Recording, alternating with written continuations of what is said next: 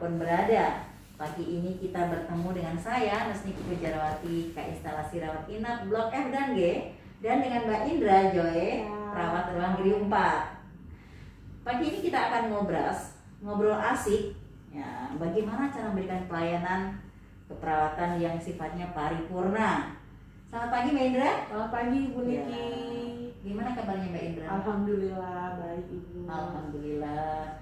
Ngomong-ngomong Mbak Indra ini sudah berapa lama ya di Rumah Sakit Polri? Alhamdulillah sudah 12 tahun Ibu. Wow. Saya bekerja di Rumah Sakit Polri. Mantap sekali, luar biasa. Pasti pengalamannya sudah banyak ya, sudah 12 tahun. Ya, alhamdulillah. Apalagi sudah di mana saja tuh? Sudah banyak Bu, saya sudah 8 ruangan sampai dengan saat ini.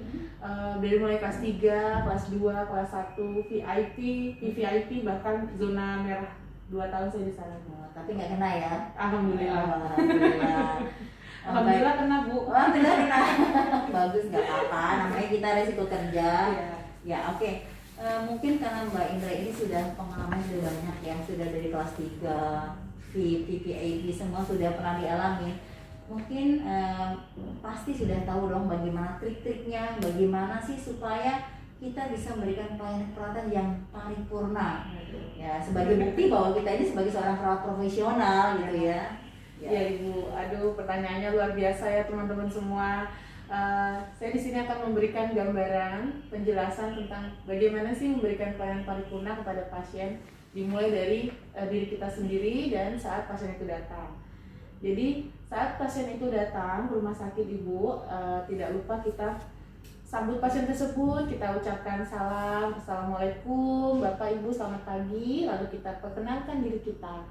Jangan lupa ya Bu, itu hal penting. Lalu kita antar pasien tersebut ke ruang perawatan. Kita cocokkan Bu di gelang pasien sambil kita menanyakan nama Bapak siapa dan tanggal lahirnya. Itu identitas ya Bu ya. Iya betul. Lalu kita tanyakan keluhan Bapak saat ini apa, yang dirasakan apa, sampai kok Bapak masuk ke rumah sakit. Lalu kita tanyakan kesehatan masa lalunya seperti apa, adakah punya riwayat diabetes, hipertensi, dan riwayat kesehatan keluarganya pun harus kita tanyakan Bu. Lalu adakah obat-obatan yang dikonsumsi saat ini, adakah riwayat alergi.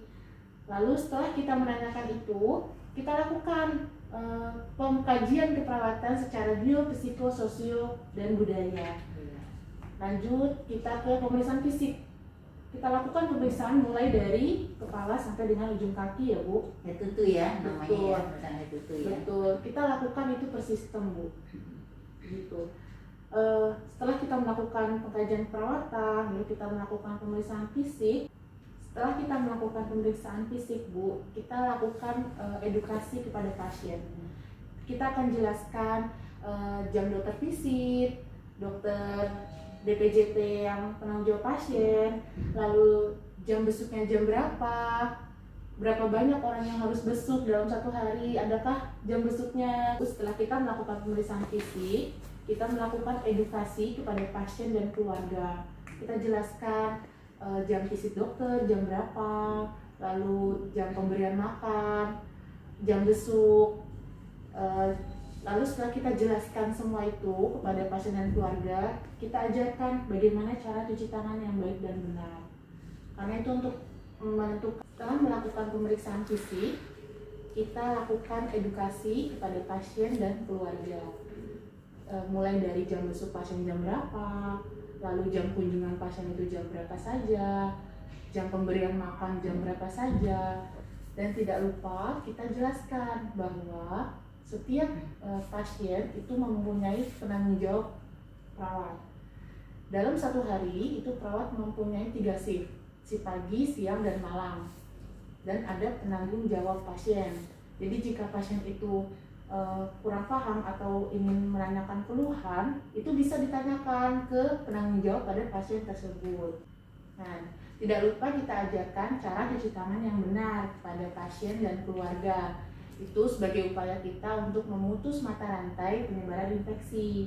Ya, jadi nggak hanya pasiennya ya, tapi keluarga juga ya Mbak Indra ya, karena kan pasiennya dan keluarga itu akan interaksi selama di situ ya. Jadi benar, oke.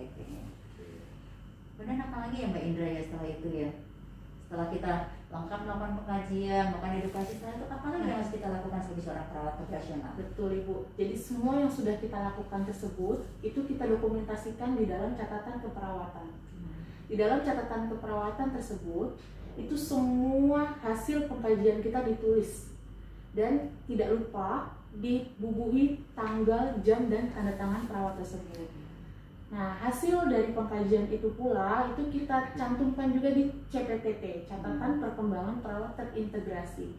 Semua PPA itu dapat melihat apa yang sudah kita kerjakan di dalam CPTT itu, mulai dari keluhan pasien, nah hasil laboratorium pasien, tanda-tanda vital pasien, pasien terpasang apa saat itu, dokter instruksikan apa, dan planning kita apa, itu semua tercatat semua di CPPT. Dan setelah kita mendokumentasikannya di dalam CPPT, itu kita wajib membubuhkan tanda tangan perawat, lalu keluarga, dan diverifikasi oleh DPJP paling lambat 1x24 jam.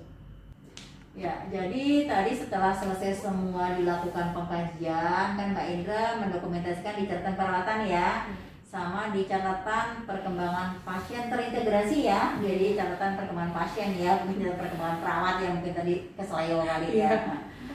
Kemudian gini, Mbak Indra,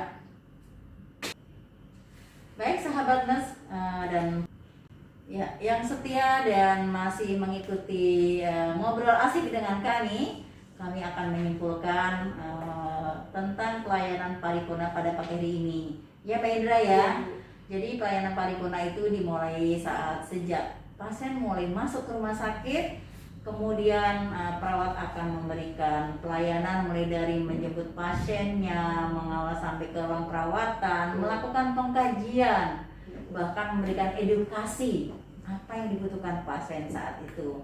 Kemudian juga selain itu juga kita harus memberikan penjelasan tentang tata tertib dan hak dan kewajiban pasien supaya pasien itu juga tahu dan keluarganya apa sih tata tertib di rumah sakit ini, kapan sih boleh dilihat, dibesuk, apakah berapa orang yang boleh ya, kemudian sarpras di sini juga apa saja yang dimiliki oleh kita.